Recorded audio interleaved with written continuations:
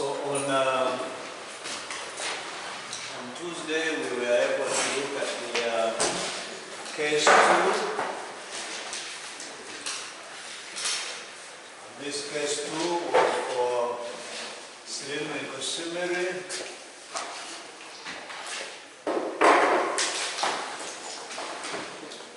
Whereby we looked at the case of, for example, a cooperative transmission line, whereby we had the nano radius, the radius of the nano cylinder being A, and the one of the other one being B, and then we take the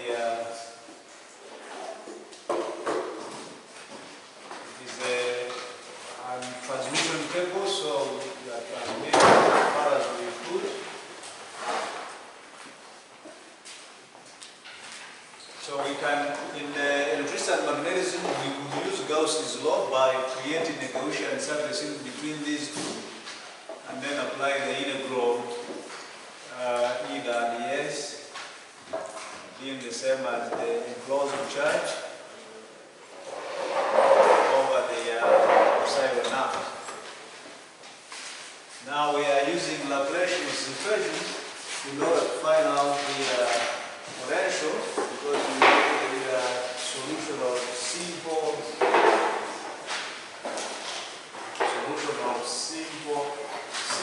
just simply potential problems using Laplacian's equation.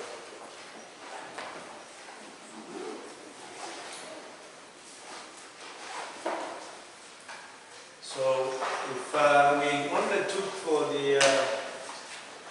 this potential under the cylindrical symmetry to be varying with the one dimension, only R. And then we said that not assuming, but if we take, for example, a cooperative transmission cable, and I gave you an example of a banana cable, then you got the whole of the outside here being grounded. So this outside here is grounded. And grounded means that the potential is 0. When you are grounded, you do nothing. When you are young, were you ever grounded? Or where would they ground us from? For us who grew up in the village, they ground you how? There is no fence, there is nothing. There is no TV after all, so it's like if somebody told me that I will get a house arrest, I would laugh at them. I can be in my house for a week without getting out, so what would that be if you say a house arrest? So the dynamo having the potential V naught, so this implies that the potential VA will be the same as the, before we get in there, so we have the Laplacian in cylindrical coordinates. You don't need to cram it, but you can find out how it is derived in your free time by taking the divergence of the gradient operator of the potential in your free time, and then find out how it gets. So if V is varying with the radius only, then we have the Laplacian being the same as 1 over R dr. So we are now having only one, it is no longer partial. We are not partially differentiating along the Z, along the phi, the azimuth, or along the radius. So we now have only one, so we take the full differential E mu R dV dr, and then since we are, this is the Laplacian. So Laplacian's equation,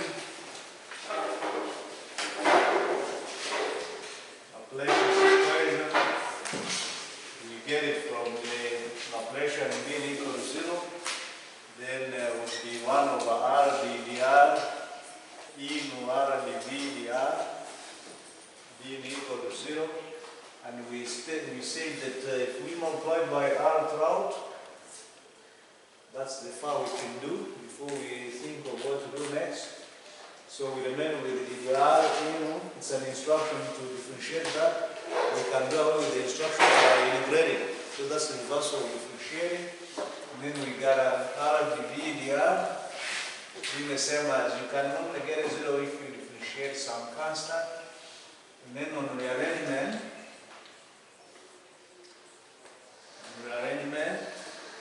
we got that dV dr will equal to A over R.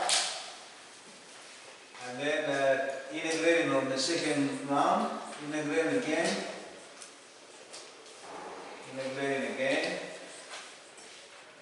we say that this would give us V equaling to the, this is the constant, integrating 1 over R will give us the natural log, and then we get another constant.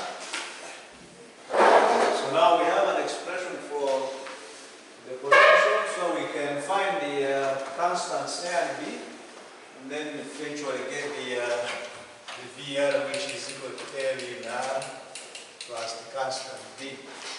So the purpose is to get the constants A and B by applying bound conditions. Bound conditions are that you got potential when for the linear cell, you got potential V naught, and then for this outside part, which is grounded, potential is 0. So from VA, the potential on the inside cable is V naught. The potential on the outside cable is 0.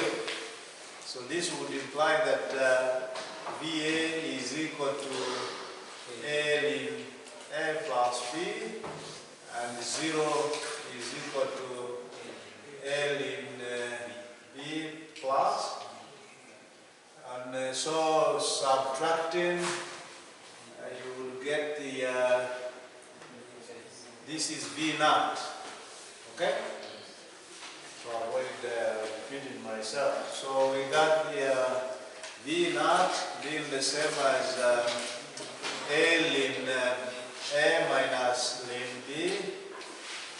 The other ones cancel out. So we get the constant A being the same as V naught over in, according to the laws of logarithms, when you are subtracting the logarithms, then it means that you can take the logarithm of the quotients of the indices. Is it indices or the bases? Who can read for me this nicely?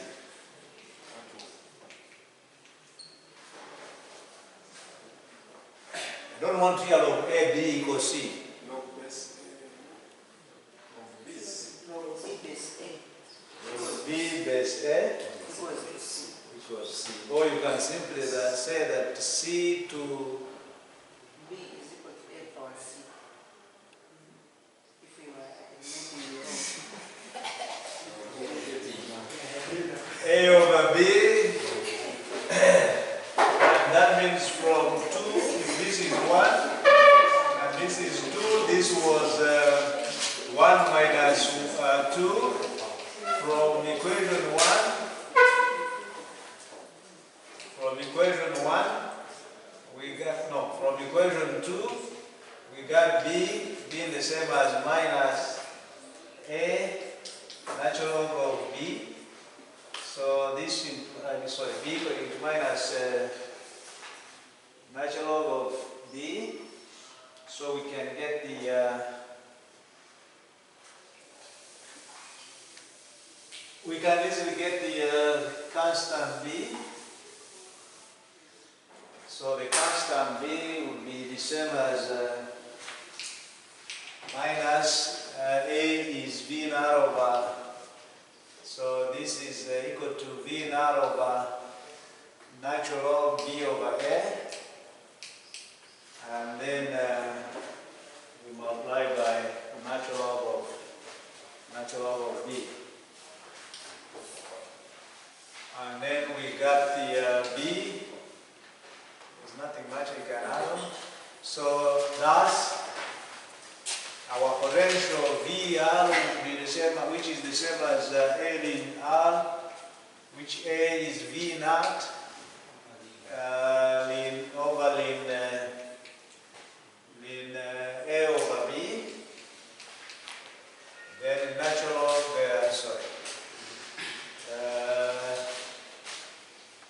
then ln R plus B. B is V naught over natural log of B over A. Ln. These are the same, are they? We can make them the same. So A over B, and then we put minus there. So we got the VR being the same as the, since they are the same, we got a V naught over natural log A over B. Then we have these now being different in the two logarithm log, natural log log to base of R minus to base of B, which will be log R over B. Did we do any further simplification? So this is where we got it, and I said that you can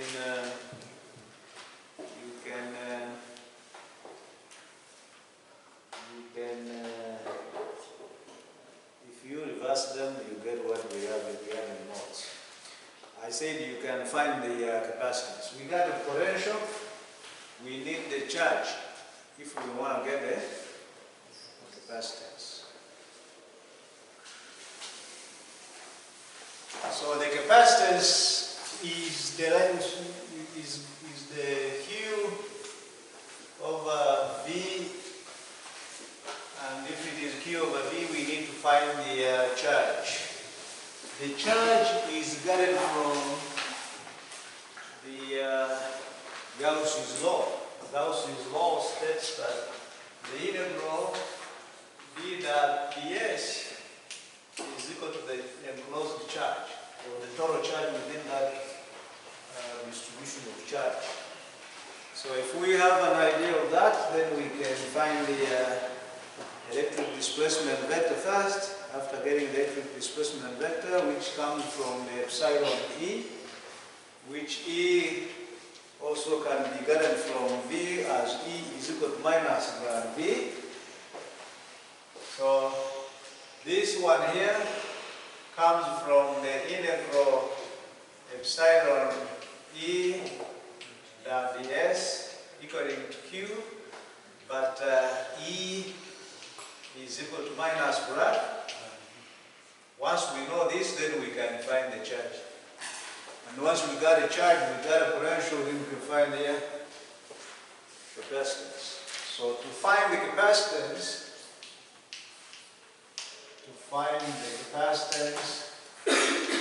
which in high school you just assumed, and you said since the outside is potential zero, the inside is this, then you form the capacitance with the ease. So to find the capacitance of the cylindrical capacitor, find the capacitance of the cylindrical capacitor, which you should have done by now. We get the definition of capacitance as the charge over the potential, but we know that the electric field intensity is related to the potential. So the electric field intensity can be gathered out of the potential. We just got a little while ago as V naught over R, 1 over natural log V over A. And this electric field intensity is radial outward from the axis of the cylinder outward. And the electric displacement vector along the radius beginning from the cylinder of radius A would be the same as the epsilon naught the epsilon E. So it is epsilon naught V naught. So since we are talking of the, we can take it as the permittivity not of free space, but of this material that is put in between these two cylinders. And so we got the epsilon naught V naught over A natural log B over A. That is at the inner cylinder. From Q is equal to integral d dot ds. Then we substitute for the, this would be the same as we substitute for the, for d, which is here, epsilon v naught over a in natural log b over a. Then we multiply by the ds. ds is the surface area of the cylinder. So the cylinder is of length L, wherever the distance of the transmission line could be. And then this distance here, L, we multiply by what was circular here at the end, which is the circumference of the circle of the cylinder of radius small r in this case. So this would be, but this is the radius is of the inside. That is the at r equal to a. So this would be the same as 2 pi a, which is the circumference, then multiplied by the, so where L is the length of the cable, where L is the length of the cable.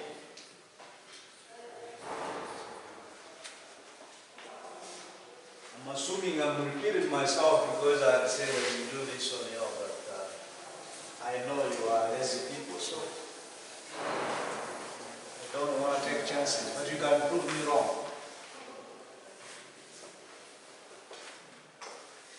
Or you can say, you can show me in the future that I am lazy. So that's the capacitance equaling to Q over V. Would be the same as the charge which we got out here, whereby the A's would go, and so we would have 2 pi epsilon naught L V naught over the potential, which is the potential at that point would be the same as V naught. The cylinder inside, there is no potential on the outside, grounded. So then this would be the same as 2 pi epsilon L over natural log D over. Therefore, capacitance would be the same as 2 pi epsilon L over natural log D. But it is not really our purpose.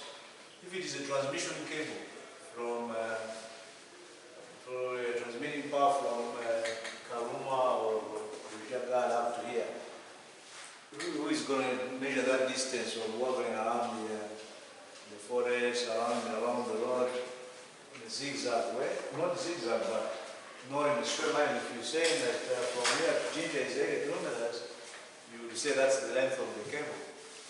But that length, we always have jumpers which also add the distance. So you are good to say, taking per meter, that per unit length. So this is the capacitance of the capacitor.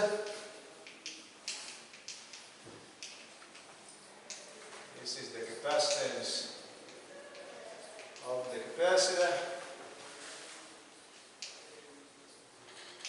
But we are good if we say that we find the capacitance per unit length. The capacitance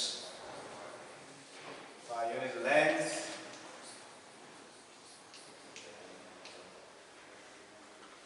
that is C over L. cable of the cartridge cable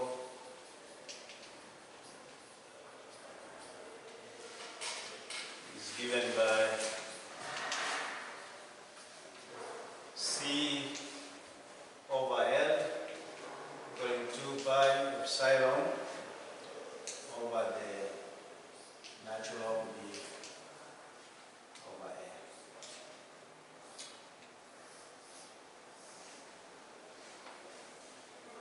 Knowing one thing at a time saves you a lot than wanting to know everything at once. So that was the first thing that I wanted you to find out in your free time.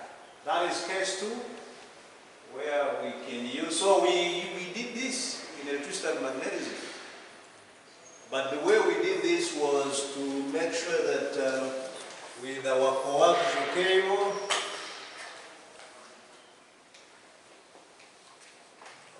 this being the length L, whatever, we had to create a Gaussian surface, and this was steel ground. So we created a Gaussian surface in the middle of the outer cylinder and the inner cylinder, whereby the outer cylinder of radius B, of course, is larger than the radius S. So this is you choose a Gaussian surface which is lying between the two cylinders.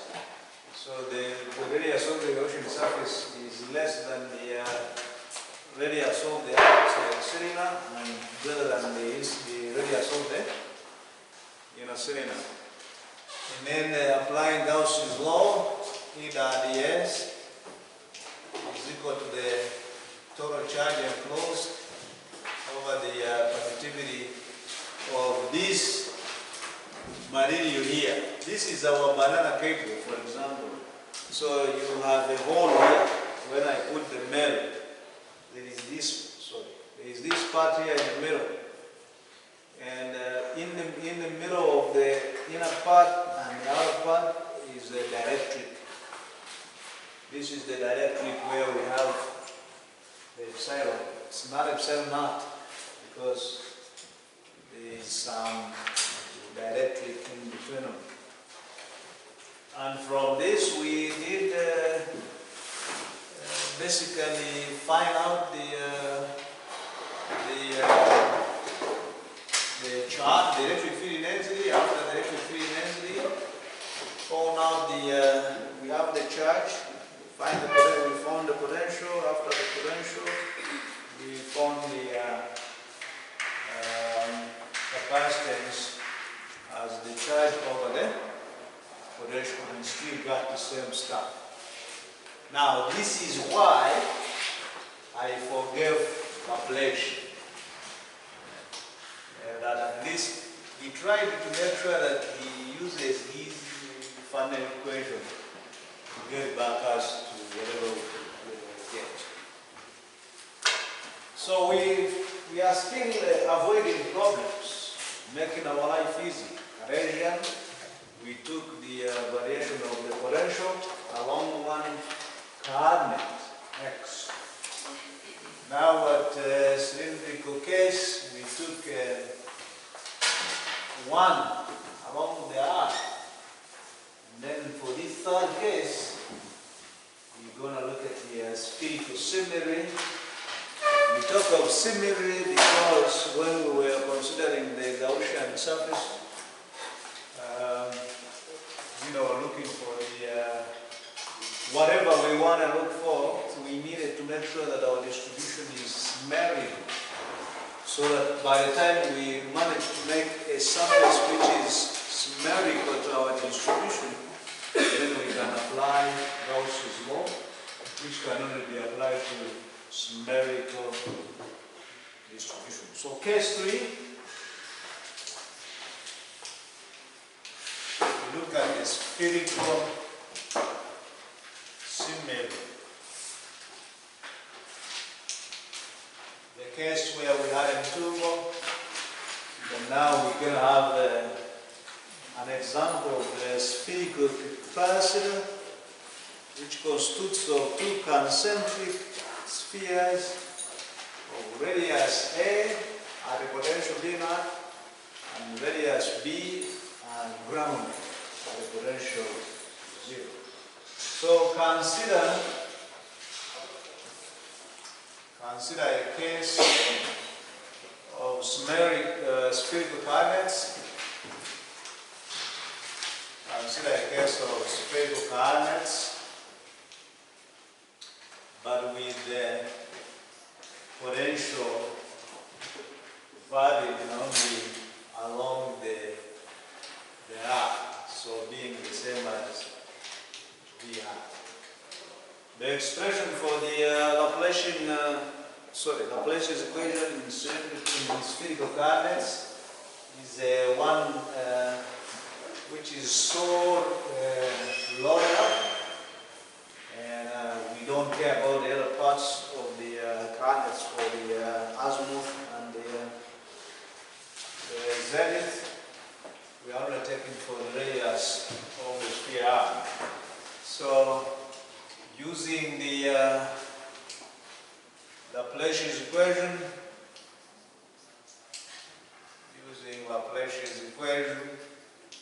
Laplacian equation is, if I may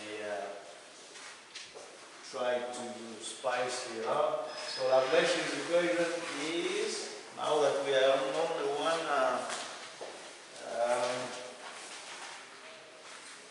along one coordinate is 1 over r squared dr e nu r squared d dr. This is equal to 0. We multiply by r squared both sides, Gauss way. So we have an integrating once. We would have r squared dv dr equal to n.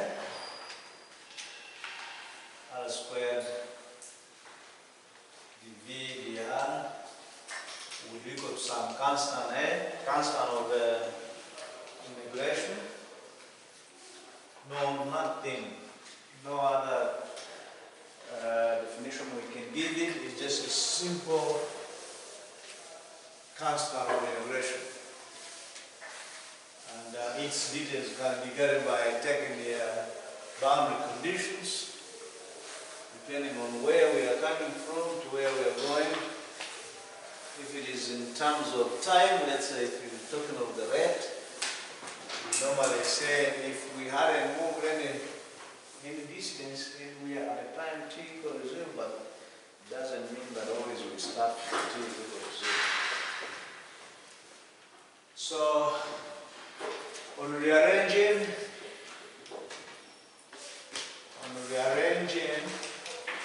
then it looks more nice as dv r being the same as a over r squared.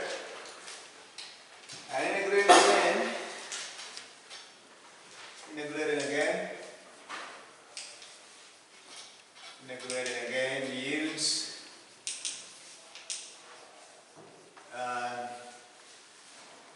this would be the same as VR would be equal to, we have minus a over r. Those of you who dropped math at senior 2, is there any chance of dropping math?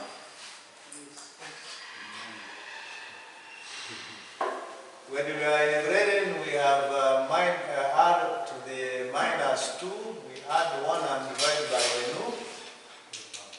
new index. So which would be the same as, this is minus 1, so this is a minus. This is minus 1, so we bring it back to the bottom. And of course we add on, since we have done integrating again, we add on the new constant of integration. Whenever we do the integration, then we suffer the consequences. So then we got the, of course where b is the constant of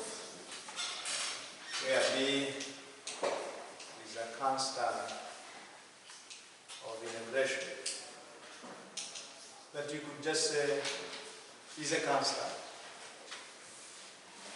So we need to find the constants A and B, and we can only say that if we let the outside, the inner sphere be at a potential V naught, and the outside, we ground the outside sphere, and when we ground it, we get potential 0. And grammatically, this is in a sense of having two concentric spheres with the radius of the inner sphere being A, the outer sphere being having radius B, and then we are grounding the outside sphere.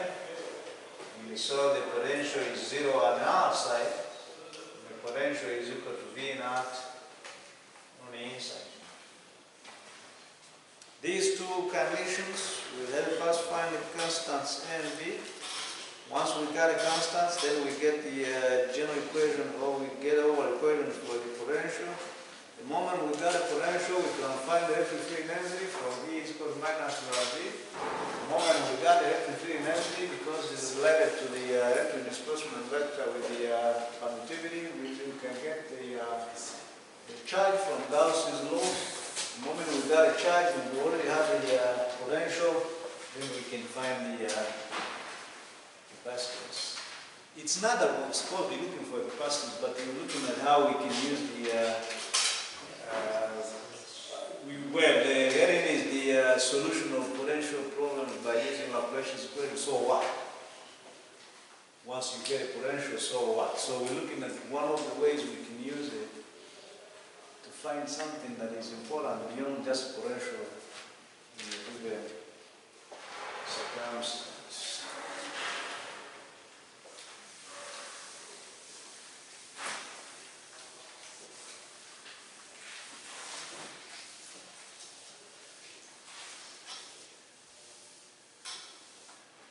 All right, so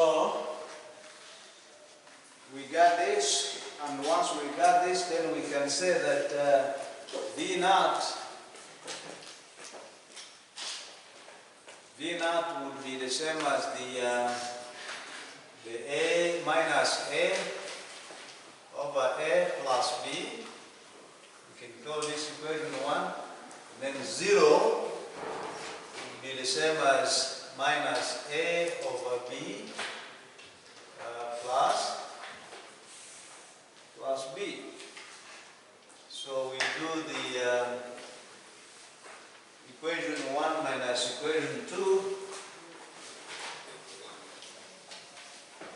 equation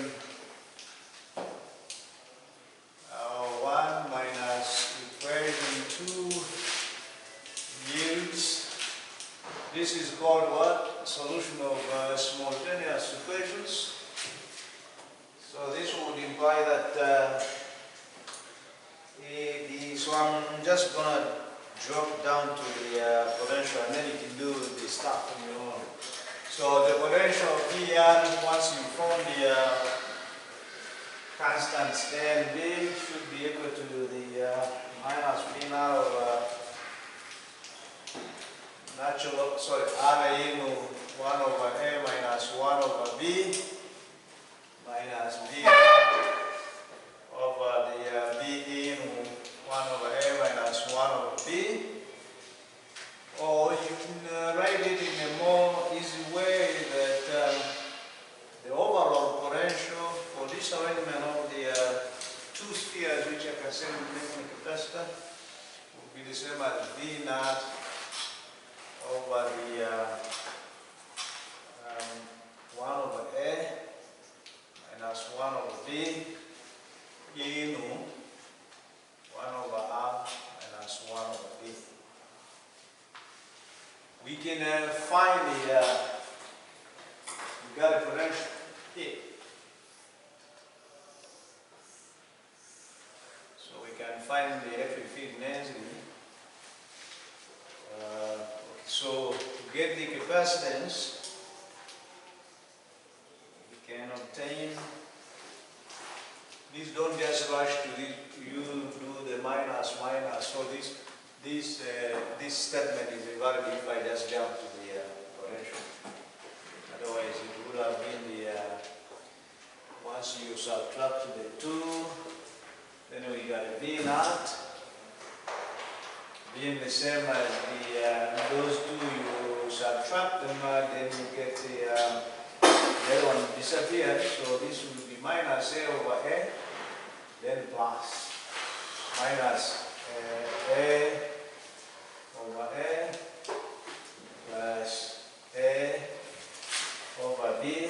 So V naught will be equal to minus,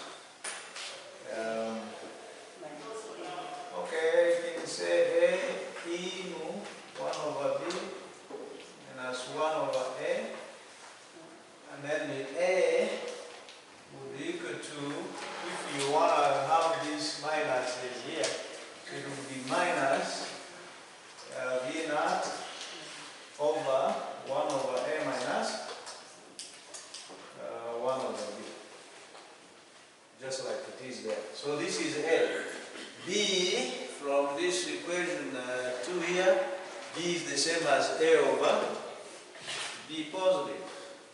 So this would be the same as A over small b. So B is equal to positive A, which is minus A over 1 over A minus 1 over B, and then over the B, and that is some B somewhere, which is here, and then the rest is algebraic gymnastics. That's how it came to this.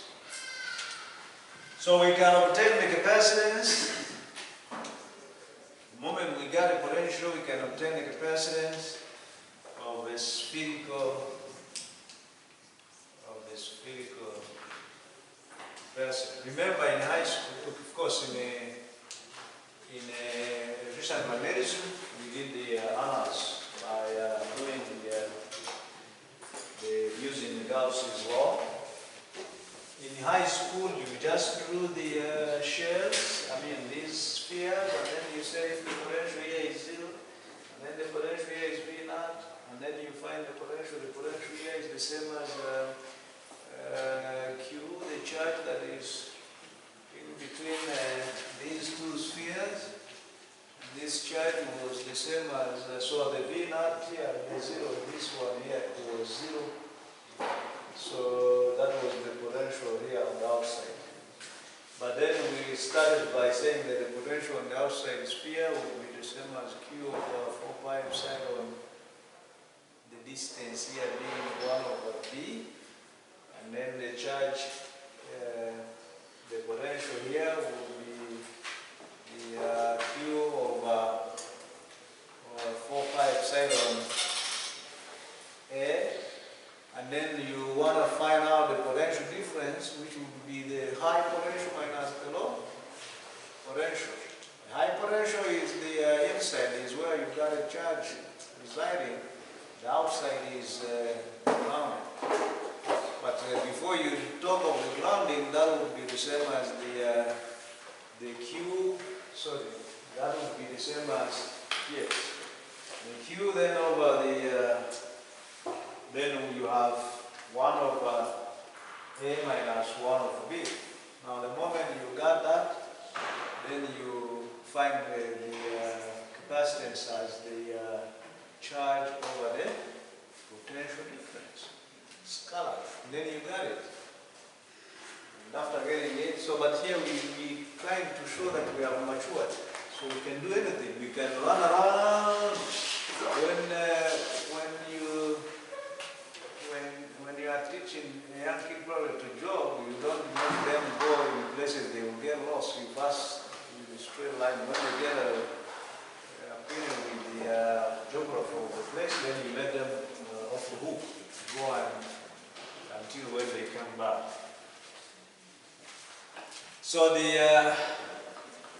electric field intensity at any given point out would be same as minus grad V, which is the same as dV, yeah, which would be the same as over the R squared E 1 over A minus 1 over B.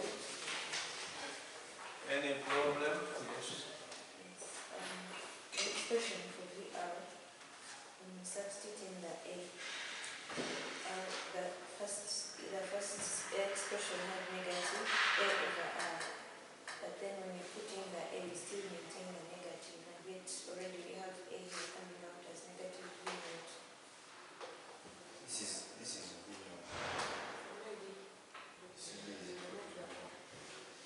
Here. Not this one. I make it a positive.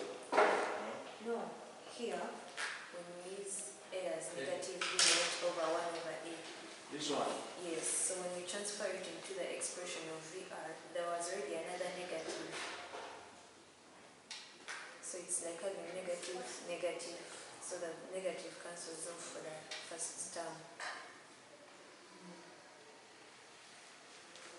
Okay, this one here, if I introduce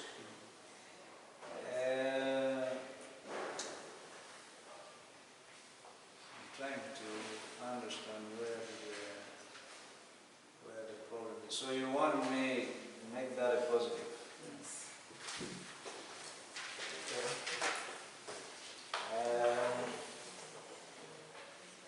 Looking for reasons of refusal.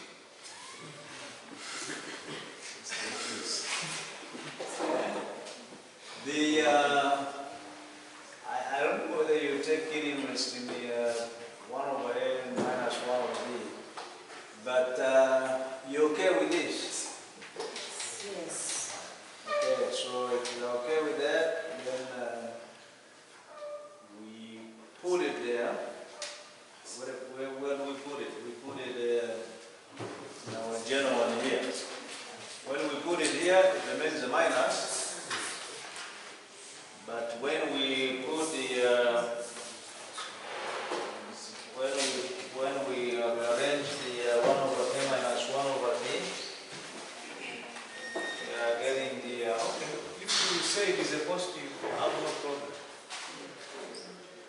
Is that now okay?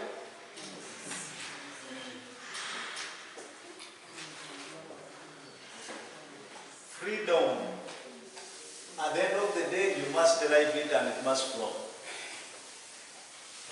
If you tell me to put a negative and it is not there, that is your issue. But I just wanted you to be careful on this one here. Yes, because the binary is product. I just seen a change to make sure that I can remove this. But at the end of the day, when I put it back to the 1 over A minus 1 over B, then I put a minus on the outside. Because of this inequalities. So I hope you are okay with it. You have torn out that. Okay, so does that make it fine? If, no, why?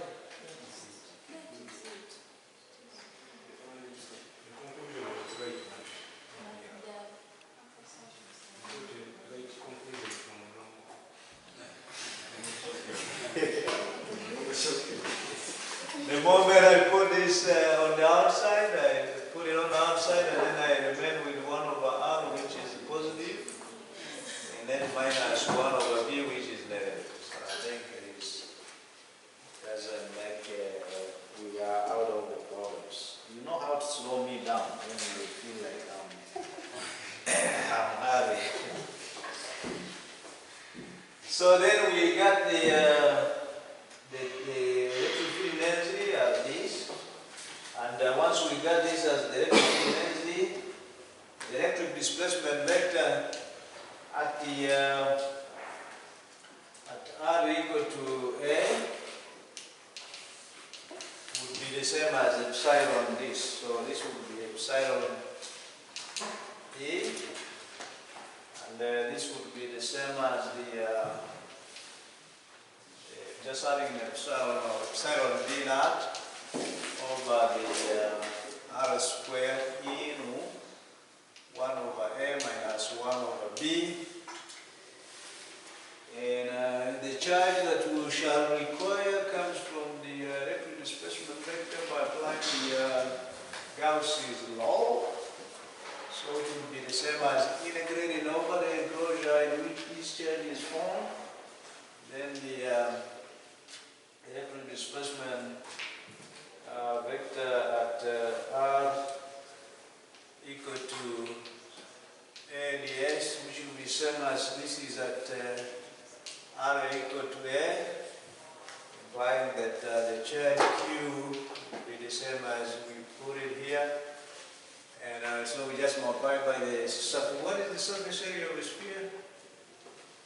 So this will be the same as epsilon B R over A squared, since R is equal now to A, times the 4 pi A squared, which is the surface area, and then we introduce this other part, then we bring in this other part which we have,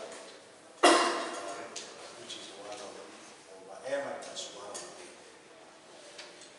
So the capacitance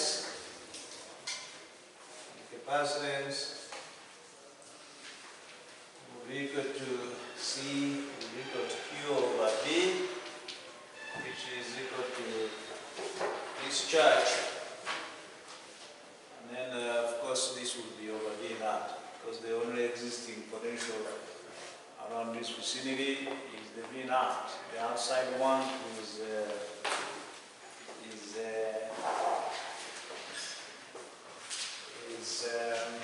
grounded. So it's only the potential that is on the inside the sphere that we can feel. So the capacitance will be equal to 4 pi epsilon over the 1 over A minus 1 over, therefore, when C is equal to 4 pi epsilon over the 1 over A minus 1 over, just for purposes of having clear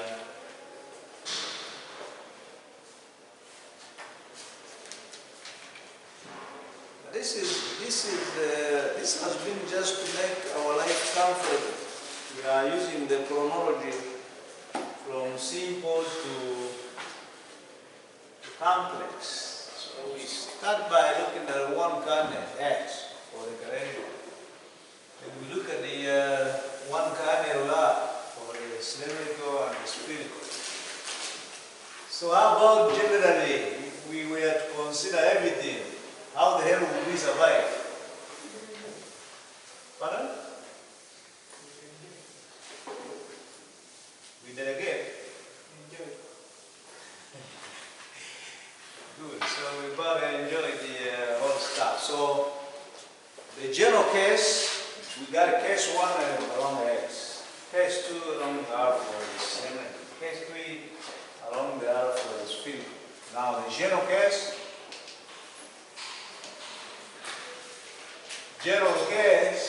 And we start with the Cartesian. So we start by looking the solving the Laplacian equation by separation of variables. Solution of Laplacian equation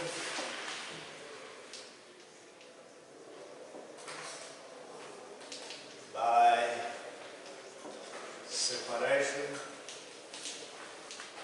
of variables. During my second time, I had gotten used to just looking at the integral, and then I said this can be solved by expression.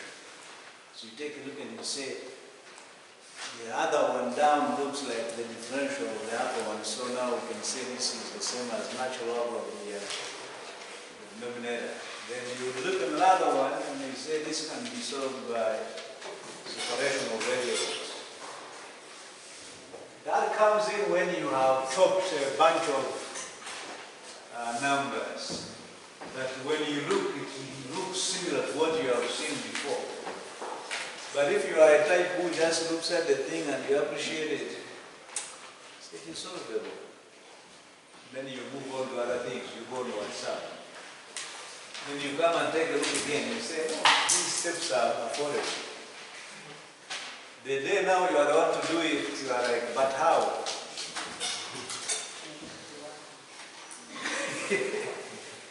That's why I keep saying that you see, forget here, forget and do. So we start by the Cartesian.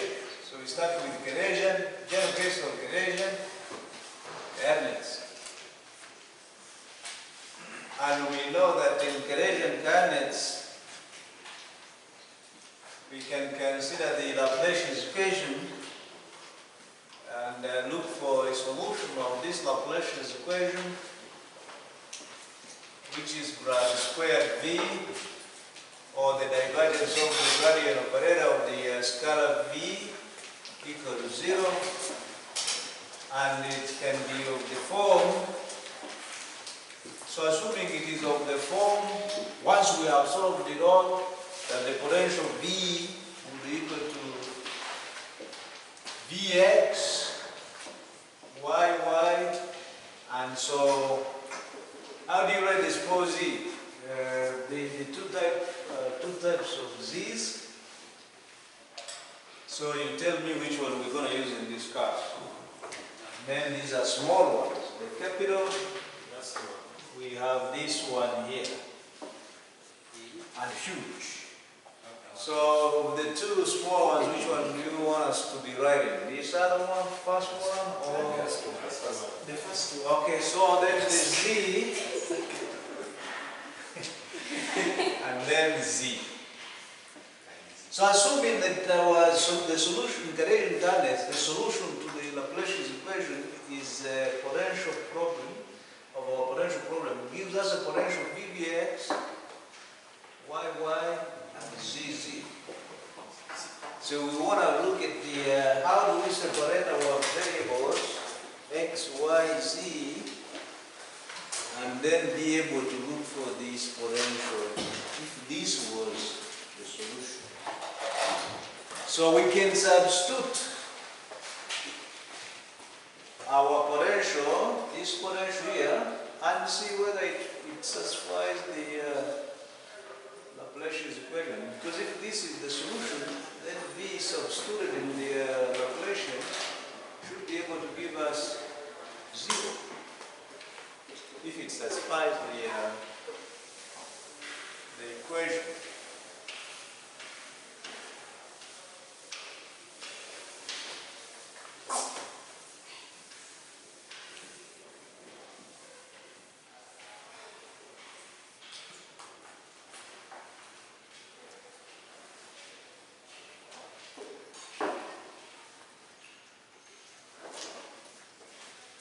So substituting for V in substituting for this V in our Laplacian, which is Kali squared V by Kali x squared plus Kali squared V by Kali y squared plus Kali squared V by Kali z squared equaling to. So if we substitute in, then we should be able to find out whether that is a solution. V equal to Vx, sorry, xx, y, z. If it is a solution to Laplacian's equation, then it should be able to satisfy the Laplacian equation, the Kali squared V, sorry, by Kali x squared. These are, and this x here in the notes is confusing. So like we did for Z, I have a problem of these two x's. So still I think we shall take that. This first one is a bit laborious for me, doing these things like this, but this one is, I keep going quickly. So I'm going to read on that. So this one I will write it. Y is okay. Is this square? Huh?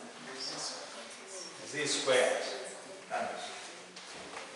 So we put it in. So we get that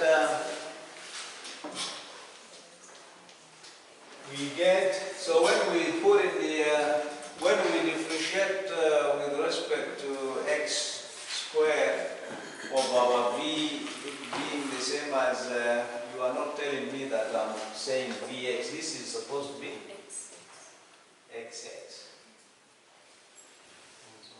You don't require it.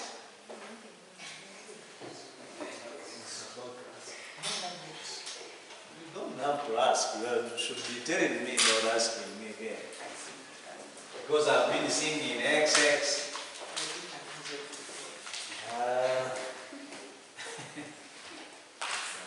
That's why somebody said that you should have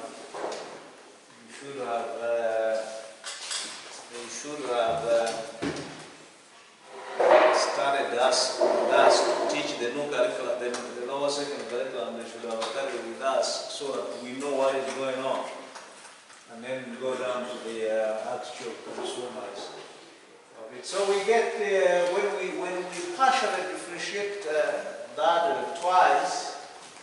That means that for the first part, y and z are taken to be constants. So then we differentiate with respect to x. The second part, x and z are deemed constant because we are only partially differentiating along the y. Then on this other part, x and y are deemed to be constants because we are only concerned about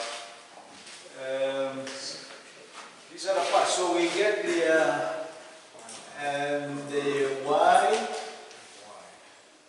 yz, and then we get the second differential of capital X dx squared. So we have the squared x, the x squared, plus the second one, x and z are constants. Then we have the squared of capital Y, the y squared plus the x and y are constants. Then we have the squared z, the z squared equal to 0.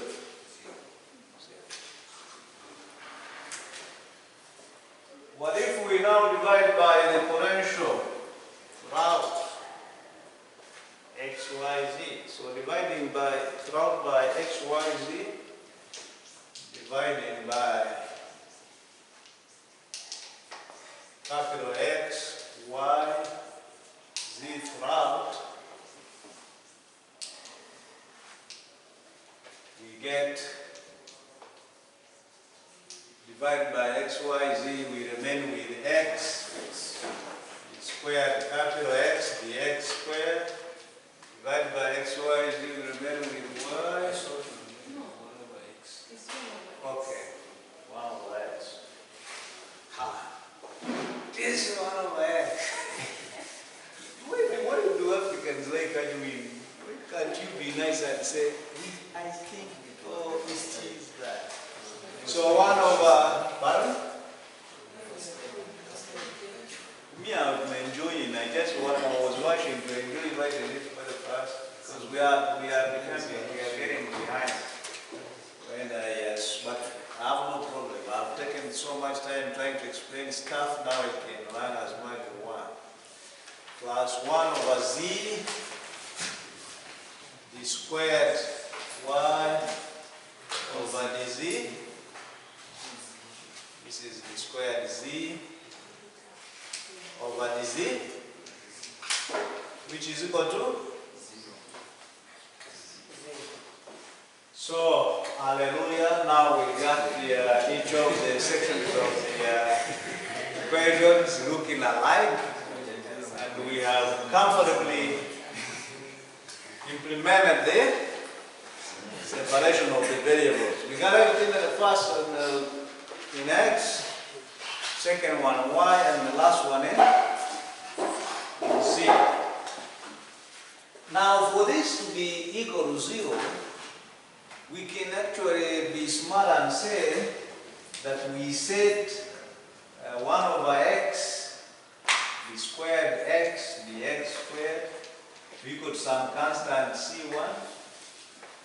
Then 1 over y, the squared y squared, to equal to some constant c2. And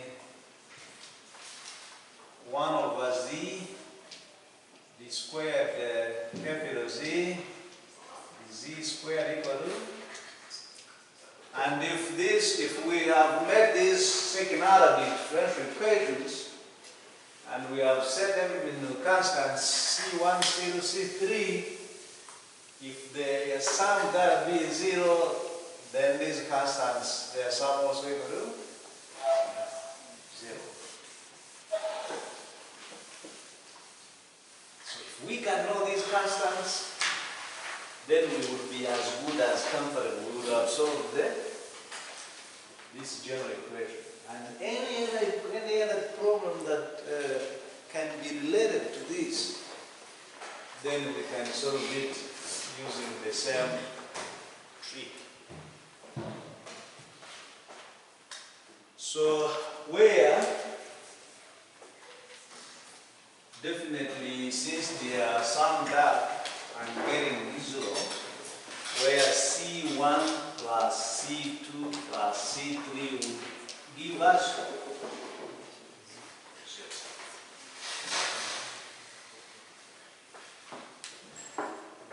so this was a general case. It doesn't make sense. It just makes us just think widely. So we take an example in order to get this coming out. But before we take an example, how do we call these constants? Linear what? The problem is now reduced. We would have now reduced the problem in solving this second order differential equation. This second order differential equation is y, and this second order differential equation is z, not z, z. For the statement where we read the C1, the C2 and C3, is it wrong for me to say 1 over x into x, the x squared is equal to 0? And all the rest where we have C2, C3 and the right 0. I beg your pardon, I want to say it again. I beg your pardon. Where we are having 1 over x, the 2x, the x squared is equal to C1, and the rest of them also equal to C2 and C3. If I just wrote that statement 1 over x, the 2x, the x squared is equal to 0. How? From the other statement above that, the summation of all of them is equal to 0. So that statement is only equal to 0 if the derivatives are equal to 0. No, these are term 1, term 2, term 3. We got 3 terms, and the sum of them equal to 0. So we don't know. We don't know whether one will be negative, another one positive, another one twice positive, and then that's why we are getting 0. So you can't say this one is the one which is 0. So if they were 2, then that means if I had this C1 as K, I can have C2 as minus K. When I add the 2, it gives me 0. But even if they are 3, it can be that probably C1 is K, C2 is minus 2K, and C3 is another K. And then I add the 2, I have 2K minus 2K, I get a 0. So you can't say this is equal to 0. We just want to take it as a constant. and then don't take chances. So the problem is now reduced to solving each of these equations here, which are called second order differential. These sorts, if we do them, then we would have solved the equation. After all, we just make sure we are in the solution. So the problem is now reduced. The problem is now reduced to solving the above.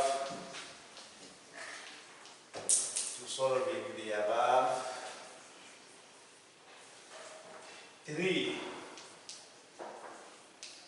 The three ordinary differential equations. Ordinary differential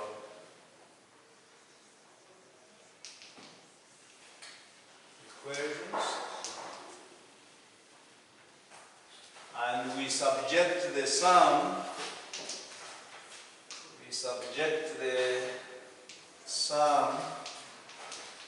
of these constants equal to 0, and then of course sum on the what we did from the beginning of this section, the boundary conditions and the boundary conditions. And here we shall do an example. And once we are done with the example, then we shall get the kind of idea of where we are getting to.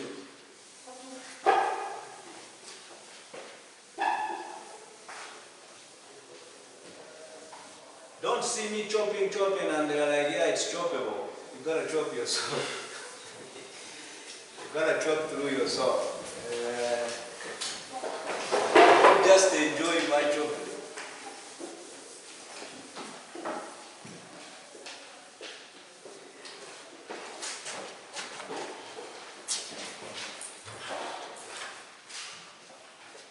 So we shall take an example of two electrodes. So we shall, I don't have my teaching aid here, but if we got two electrodes, so we got an electrode here, assuming this cable is an electrode and this is another electrode, and then between them they are joined by another electrode here, and they are infinite. Like they are moved from, let's say if you have a rectangular waveguide, like a pipe as somebody is waiting, and this pipe is canvas going somewhere, but it was made in such a way that you have in the lower plate and the upper part being grounded, and then you have a potential between them on the one which is terminating them being the potential V naught, for example. But we want to find out the potential in the middle here. What is the potential along the pipe? We can use the example of the pipe. But those of you who will be doing the microwave and fiber optics, or if you go ahead and finish the class outline, you'll find the wave gates, how you can transfer the waves across the guide. So we take an example. And this example is what I've been talking about. So we got just for alienation purposes, if this is along the X, this is along the Y, and then we have two plates. One plate is here, up to here, and then another plate is up to there. And these two plates are infinite.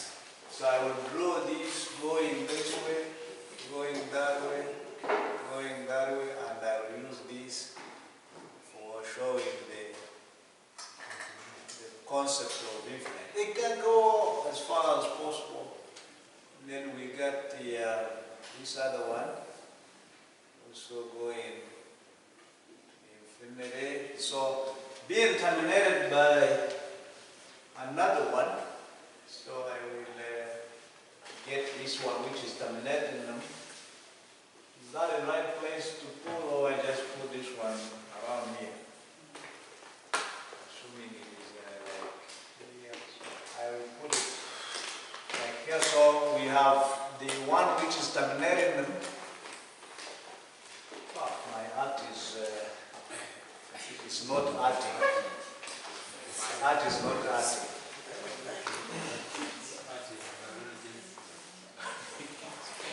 My art is not arting. They're supposed to be, these lines are supposed to be parallel. That's what I remember.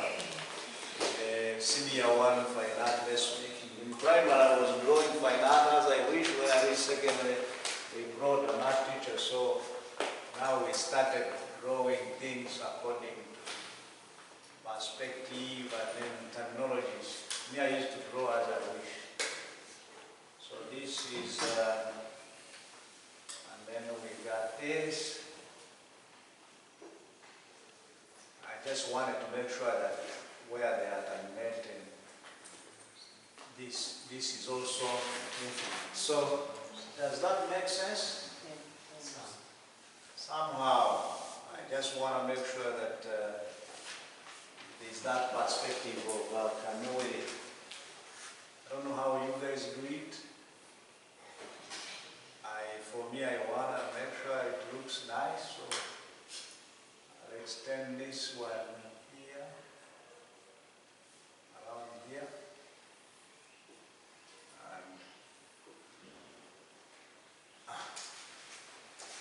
The terminating one should have been very back. So here is the terminating one, and this terminating one is, I can just put it in the middle here. So this is just the axis. This is plane one. Okay, electrode 1, electrode 2 down here, and then this is terminating. Terminating meaning that we got the plate 1 or electrode 1. We have the one which is terminating them like this. And we have this one here at V naught. So this is having a potential V naught. This is at A, at Y equal to B. That's sorry. This is at A. This is origin. And then these are grounded. This one here is also grounded. So you can't find potential. You can't find potential. They are not connected.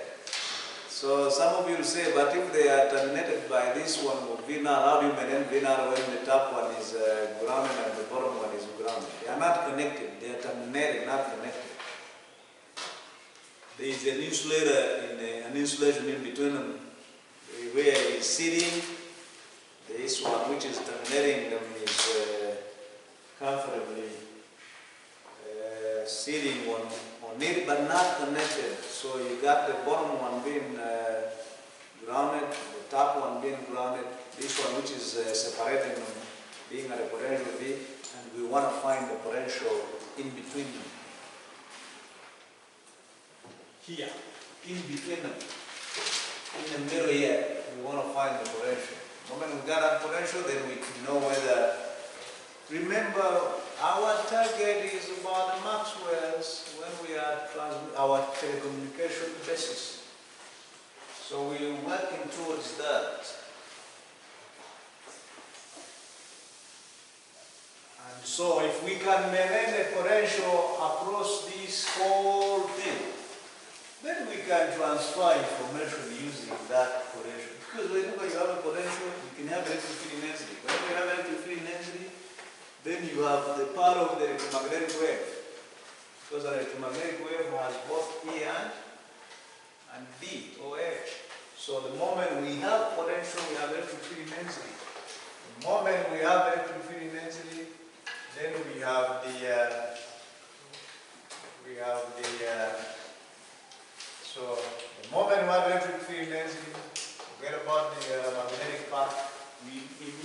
have a wave moving, and we can choose to use that wave for any purpose.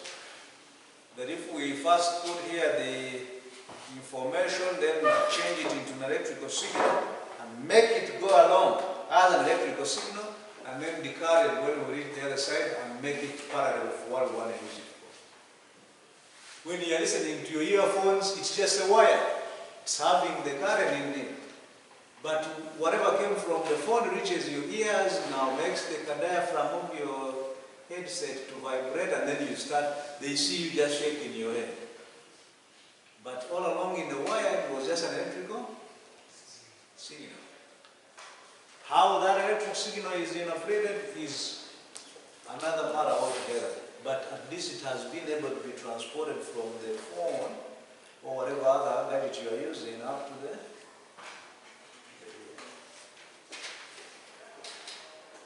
So the rationale of grounding the potential would be.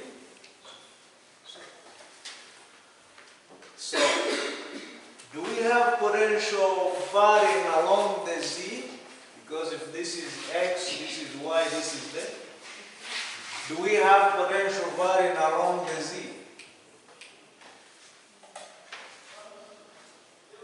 Look at it. This is grounded. This is terminating stuck with V naught. This is on the top also grounded. And they are stretching infinitely wherever they're going. So do we have potential changing as we go along the pipe, if we can use that word? Do we have potential changing as we go along the Z?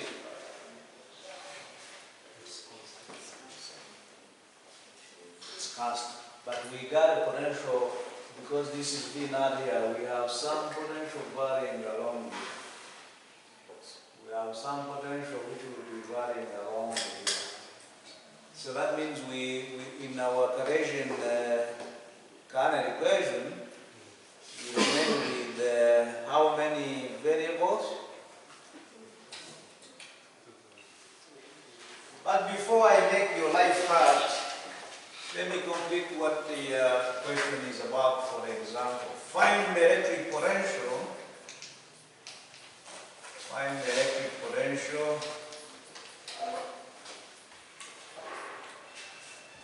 at any point. At any point.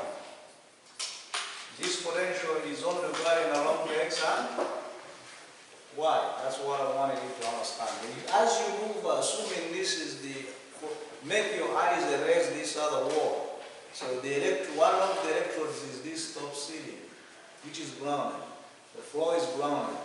This wall here, which is terminating the two, is at V naught. And so we got this one being the x, we got that one being the y, and the z as along this, whether you go 1 degree or wherever you go, as far as you can. We want to find the potential in the middle here. As we move along the middle, we want to find the potential. This is at V naught. That V naught can be felt a little bit as you go until when you reach the distance A. And then as you move upwards along the V naught here, up to B, you're also experiencing some potential. The potential in the middle here, for at any point, will be still having the V naught there, grounding here, grounding here. So it can never be affected by the distance you are moving along there, because the V naught is there, the grounding is there, the grounding is here. Along this way, there's no change. So we don't have, that means Z is constant. Potential along the Z is constant, so we neglect the Z. But as you move from this other plate here or this other electrode, and you are moving away to the open surface, this, remember your eyes don't see this, then it changes. Because as you are near the wall, V naught is felt really strong. As you move away, V is equal is charge over the 4 pi epsilon naught, the distance you are away from the source of the potential. So it changes. And so is when you are moving along the Y. Yes, there is V naught, but are you just near it as you go along the Y? Are you drifting away? Because we are not saying that you're going to be doing that exactly when you're at the Y. As you try to move and probably move upwards, making a distance along the X as well as along the Y, the potential will change. But as you go this way, it doesn't matter. You are still within the same conditions. Whether you are those ends or here, V naught, 0, 0.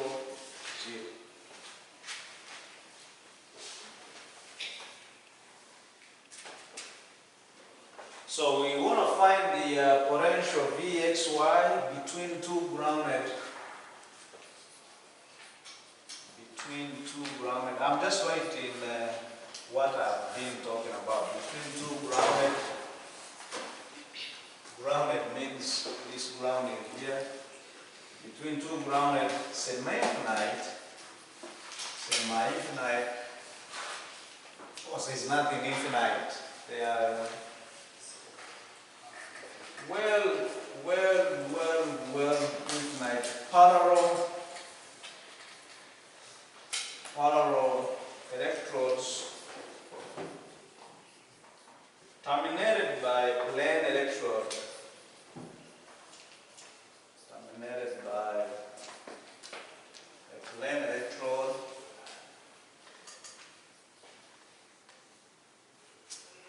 Terminated by a plane electrode at a potential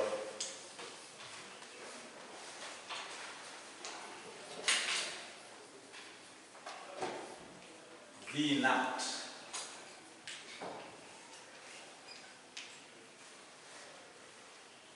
So that is our question. That is our hustle for today. As an example, you've got an electrode grounded, another semi-infinite electrode grounded, terminated by not connected, but terminated. So this shows you that it is not connected. They are just terminated or joined by the. So there is an insulation in here. There is an insulation in here. For this other lower, there is an insulation in here. For this other power, and it is an insulation. The rest is algebraic gymnastics. You get everything. So at x is equal to 0, what is the axis x is equal to 0? When this is x, this is y, this is z. So at x is equal to 0, I will be at the corner, at the y axis. So at x is equal to 0, an electrode is named an electrode, which is the other wall, what they said is potential V naught, is named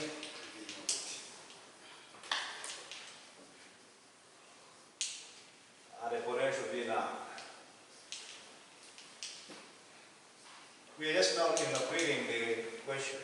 At a potential V naught. By hypothesis, by trying to find out a couple of things, by hypothesis,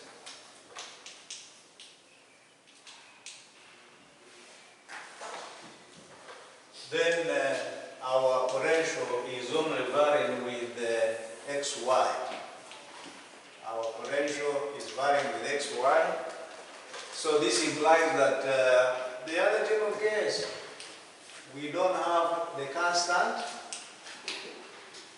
C3 because we don't have the Z. It was 1 over Z, the squared Z, the Z squared being equal to C3. That ordinary differential equation is nowhere to be seen, thanks to God. So we must therefore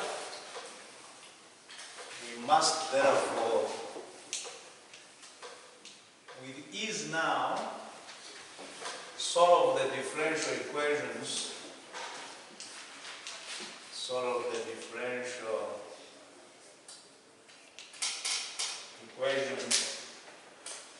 I think I call them equations.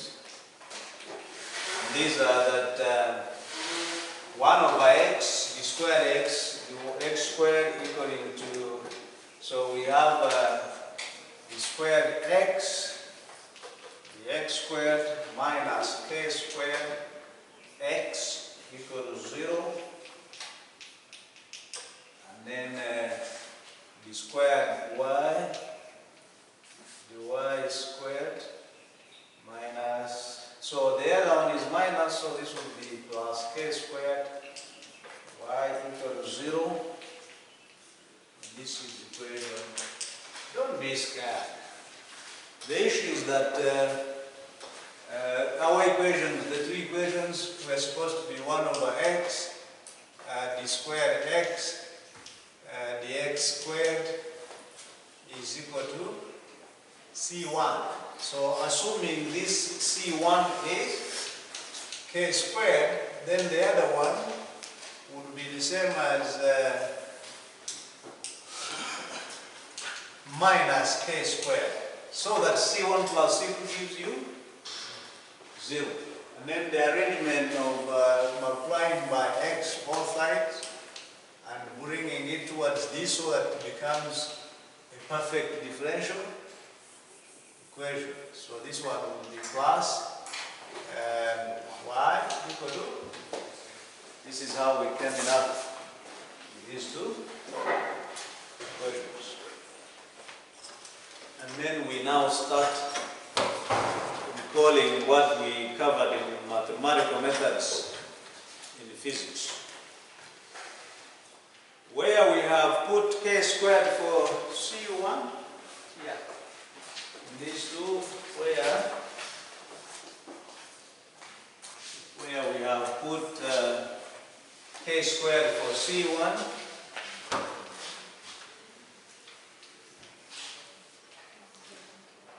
and minus k squared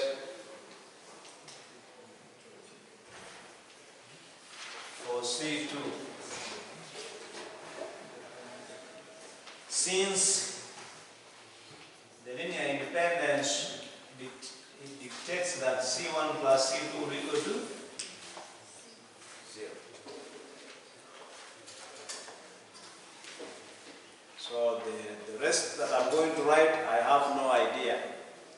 It is you who knows, who have done mathematical methods in physics, pre-analysis, differential equations, blah, blah, blah. Me, I will be quoting the solutions. Is anyone having an issue with like orientation of the diagram? I think now you got it properly. We are zigzagging along this lab to see what potential is in the middle here. That potential seems to be a good amount across. That potential can give us electric field density. We got electric field density, we got electric displacement vector, we got a charge. We can find anything we want. And we can use that also to transfer information, wherever we want to transfer it to. How we do that is another issue, but at least we can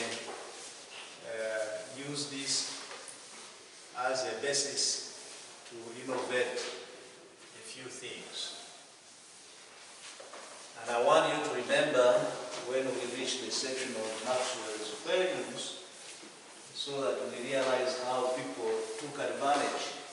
Nowadays, in Yaka, they use the cabling of the electricity, and that cabling helps them to get the signal to make sure that it's not that Yaka is wireless or whatever. They get the electrical signal from the power line and they utilize it, I think, with some addition of some optical cable, and then they finally get you to So you can imagine if you were already having a network of power lines everywhere, and then you can use one part of the power line to transfer the information you want. No hassle. The only problem is once you, let's say, using the high tension power, if you intermingle the two, then you can't get a chance to have a gadget that will be able to single out what you want. But as long as you have the potential, you can get everything in density. Once you have everything in density, you can use it to find out whatever you want.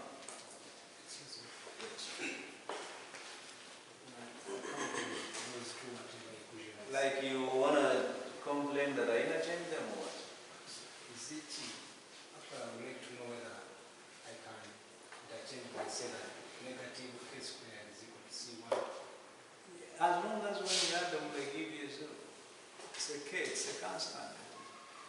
If my k squared was, my k was a 2, and then I squared it, if my k squared was giving me a 4, and the other one, of course, will be a minus 4.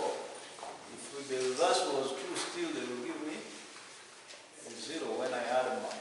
So I want it to be, but I think the k squared for this k squared here was the one which was on the right hand side.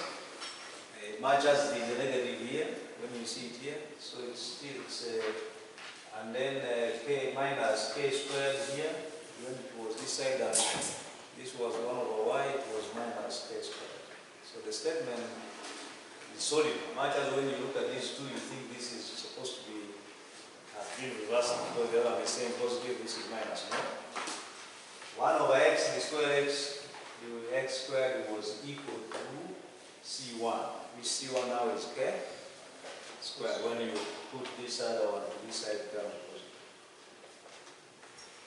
Like I said, you are the guy who did mathematical methods in physics. I didn't do nothing like that. I did vector calculus too.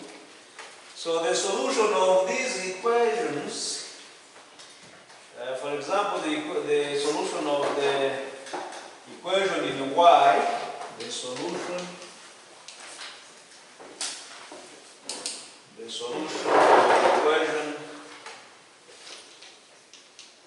of the equation has the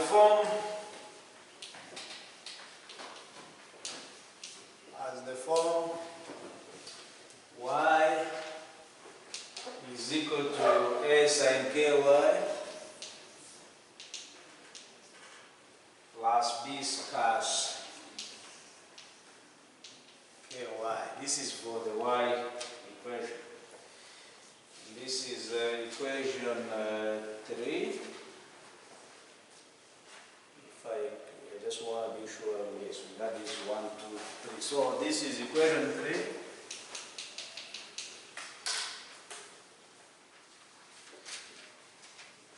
The value of V must satisfy the value of the potential must satisfy the boundary conditions, the BCs. These boundary conditions can be gotten from the diagram itself, that if you are at x is equal to 0, you have potential V naught. If you are at y is equal to 0, that is the x-axis, then you have no potential. If you are at y is equal to b, which is at the second electrode, it is also grounded.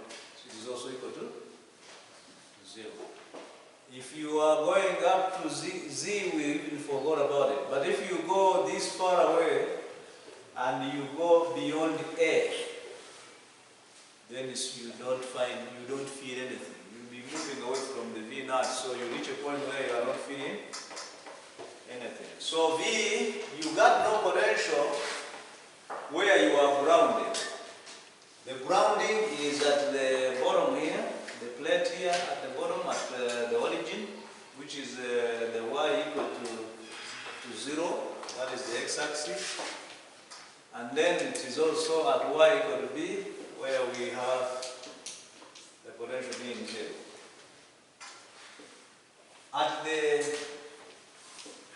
At the other electrode, which is terminated, which is at x is equal to 0, then we have the potential being V naught. The whole electrode is named at V naught. And as you move far away, then you get the potential reducing. If you walk away along the edge, and you reach mathematics, and you reach the main building, you start feeling nothing about this other world.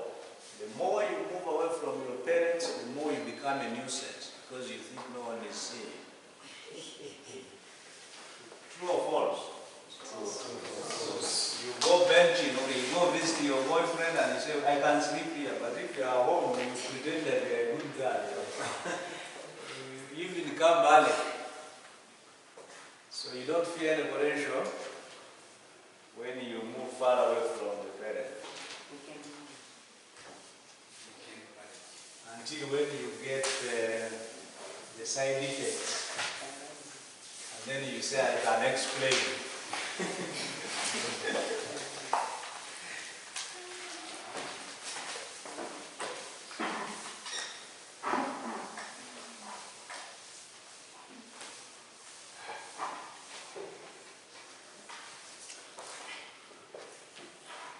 The rest is theoretical mastery. So in order to have V equal to 0 at Y equal to 0, in order to ground, to have no potential at the x-axis,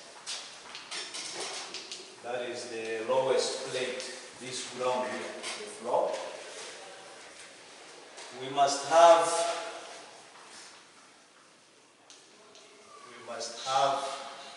this B here being equal to 0.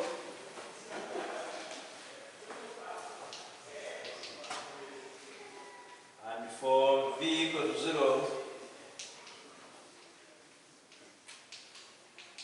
at this other ceiling here,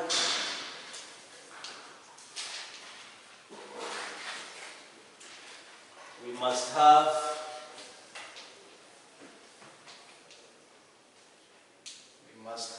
the KB equal to n pi, where n are the equal to 1, 2, and so on. So we have this one as equation 4. Thus, maybe we should have been a solution of the equation in y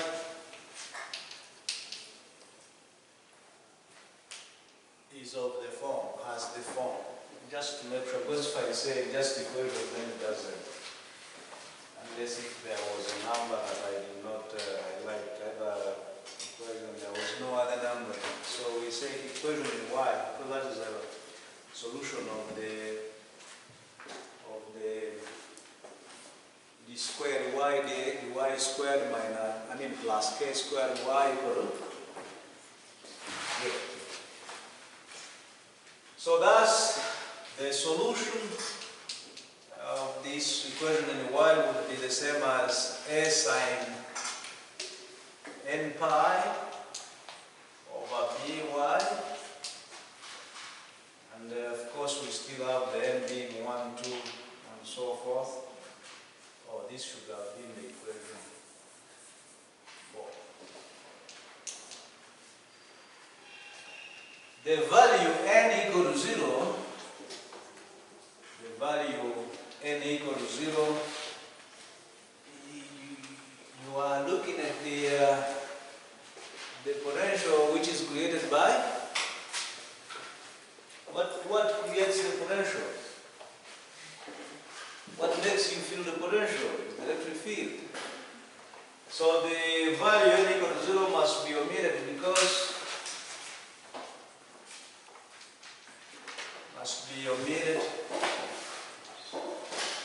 because you aren't going to find any potential where you got no electric field. So it must be omitted because it corresponds because it corresponds to no field.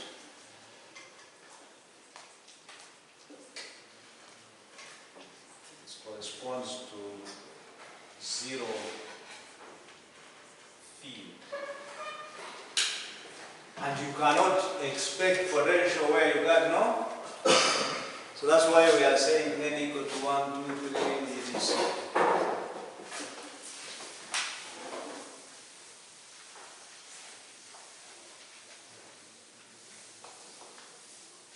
You see, you always tell me you're going from mathematics, so here you are, to show how proud you are with your mathematics.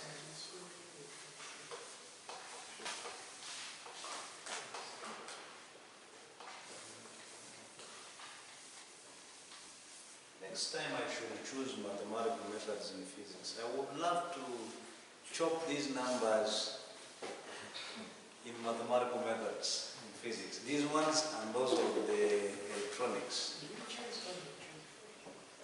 I choose. They don't choose. Who choose? How do you choose for me? We shuffle. We just say, I want this, I want this, I want that, I want that. And then they put on the diagram.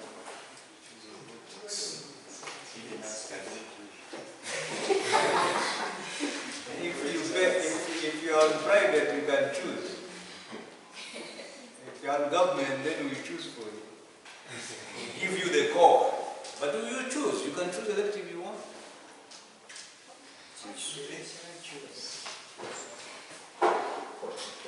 So the x equation,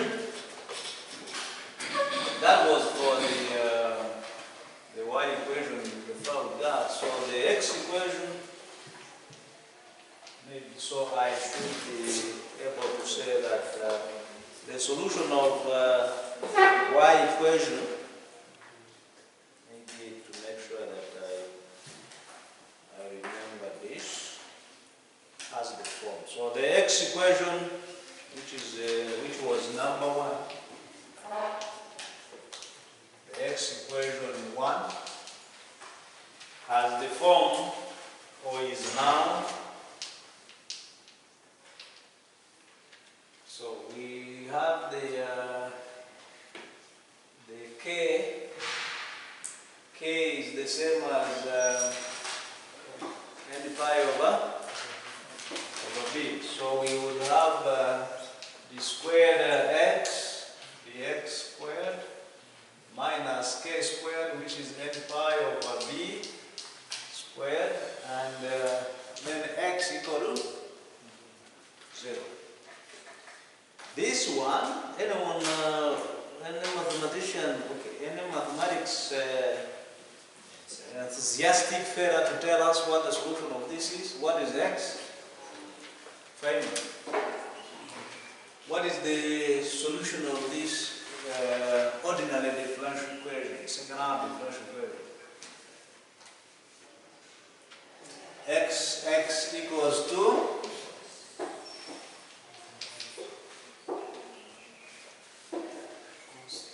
which is the last thing.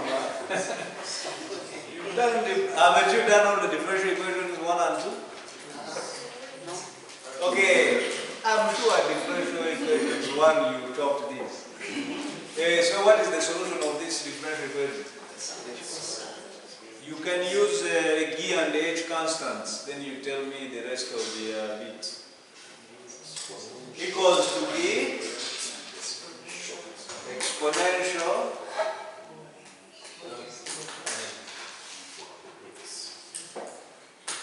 x plus h minus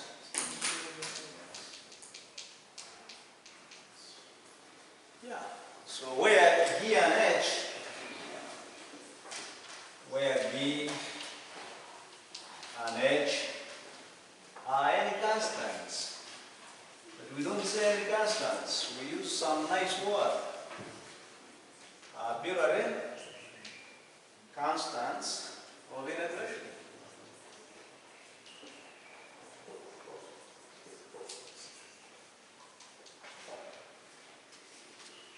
So, what we got along the x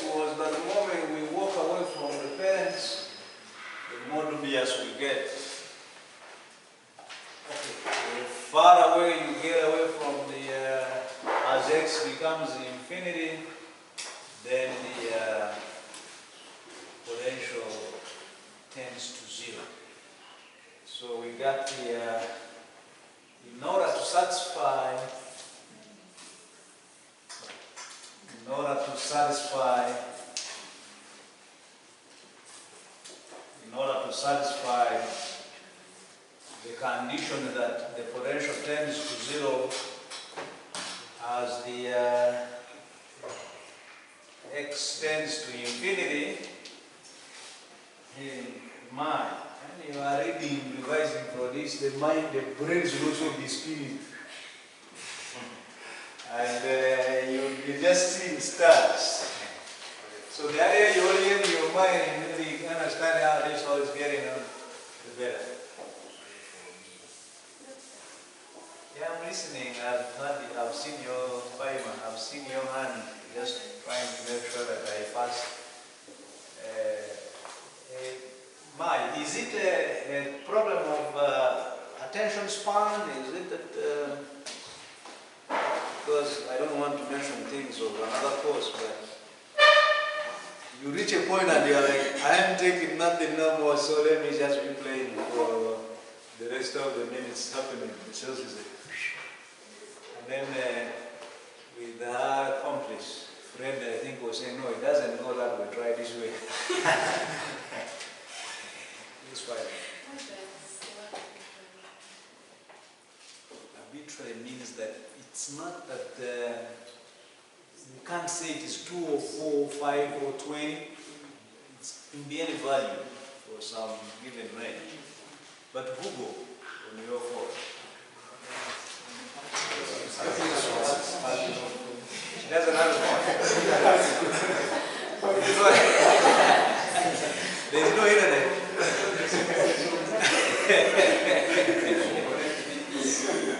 We used to access internet on that phone when things are not improved. Yeah, you know, I think I had something like that, and you would fidget with the thing like a page open like for 2 hours, but you are still patient to look at something that is internet-like. And now with the smartphone, it's like if you can't wait for that to get you whatever you want.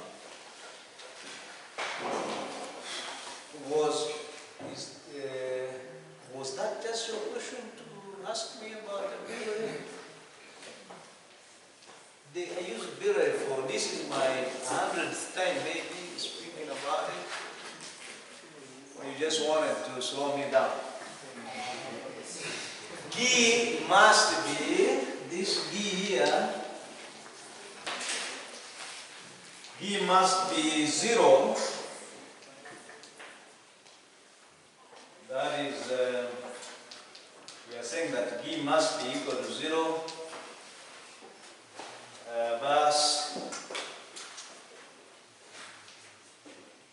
Thus, the V would be equal to xy, of course yy, xyy, implying that xx would be equal to only h is remaining. And this is exponential minus n pi over b x. This amounts to equation 5. And because our Vx y is equal to the product of these two solutions, then we have the Vxy being the same as the xx, which has just been gotten as the h, and then the y, which was v something, something, something. And so when we combine the two of them, we get vxy being the same as c sine n pi over by, and then exponential minus n pi over b x. This would be our equation 6. Where c is another constant,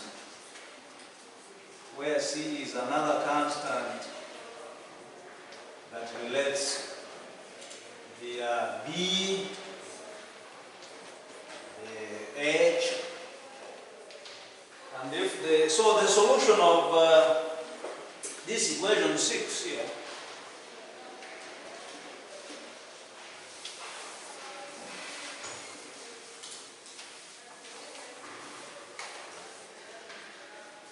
the solution of in equation 6. This solution here, equation 6, doesn't satisfy the condition. Doesn't satisfy this condition here. Doesn't satisfy the condition that V is equal to Vx, sorry, V is equal to V naught at the y-axis. So we can use an infinite sum of solutions. We can use an infinite sum of solutions and set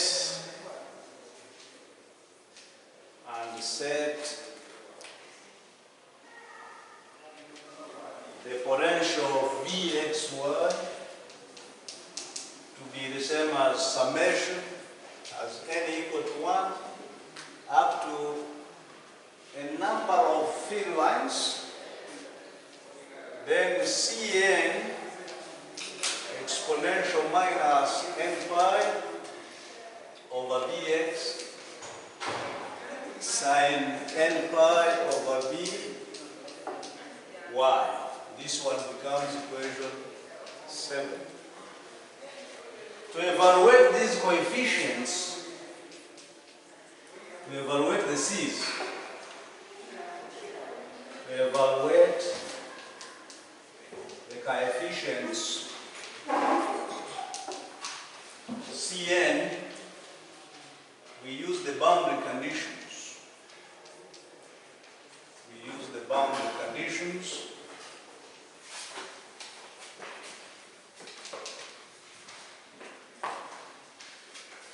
At the y-axis, namely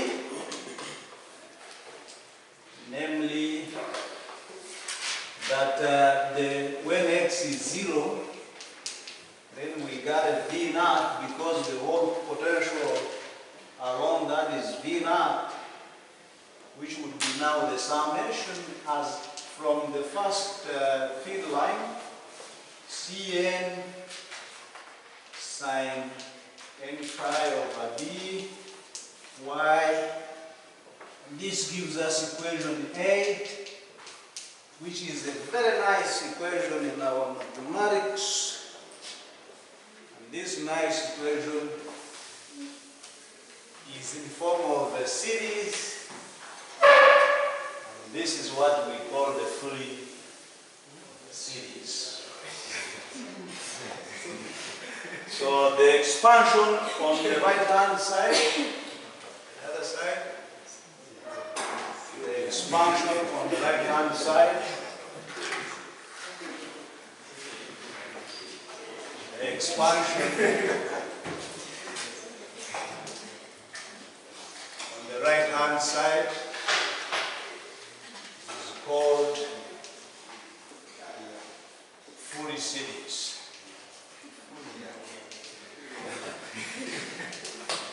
You go to Google, it's a French word, so it's Fourier series. So since you have enlargements of Fourier, I would love to stop it at that, and then by the time we come to see what the Fourier series is, you would have already known the pronunciation and have been noticing whether it is Fourier or Fourier, whatever the case. Just the way you used to quarrel with me about Kulu and Kulu. So how was the speed? I add salt? Yes. Good. So tomorrow I'll add salt. I'll add the speed. So we start from here, try to solve this Fourier series. in order to get the coefficient Cn, which will help us eventually to get the potential anywhere in the middle. See you tomorrow at